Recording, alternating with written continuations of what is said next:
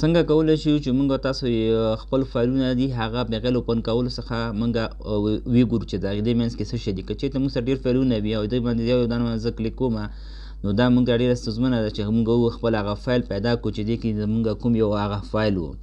نو دې لپاره یو ټریک ده، دلته راځه په یو فایل باندې درېږم، دلته له کیبورډ څخه به الټ پلس پی پریس کوي نو موږ ته پریویو پینل دلته موږ اوپن کېږي. دغه پریویو پینل چې ده تاسو کولی شئ غټ هم کوئ وړکی هم کوئ، د خپل د اړتیا په مطابق باندې به تاسو دغه ګوره هغې ته جوړ کړئ، غټ وړکی کولی هم شئ. اوس که چېرته دلته زه هر فایل باندې کلیک کوم نو موږ ته دلته هغه فایل شو کېږي. او بل چې دی ښه والی دا ده چې دغه تاسو کولی شئ د فایل ښکته پورته هم کوئ چې دغې ډیټا تاسو وګورئ. ډیټا کتلو لپاره ګوره کلیک کوم، ګوره دا رقم ده، ګوره هر یو شیټ یې موږ کتلی شو.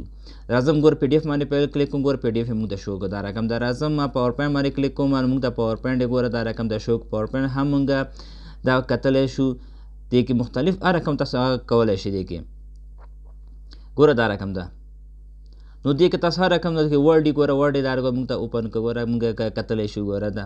نو دا په پریویو پینل لپاره کې موږ ته دغه ښه والی لري، که ډېر فایلونه وي نو موږ په اسانۍ دغه ډیټا خپله کتلی شو. او که چېرته بېرته تاسو غواړئ دغه پریویو پینل بېرته کلوز کړئ نو کیبورډ څخه کنټرول پی پریس کړئ نو دا ګوره دا رقم ده بېرته کلوز کېږي. نو دا رقم ویډیوګانو سره په لپاره موږ سره اوسئ، موږ چینل ځان سره سبسکرایب هم کړئ.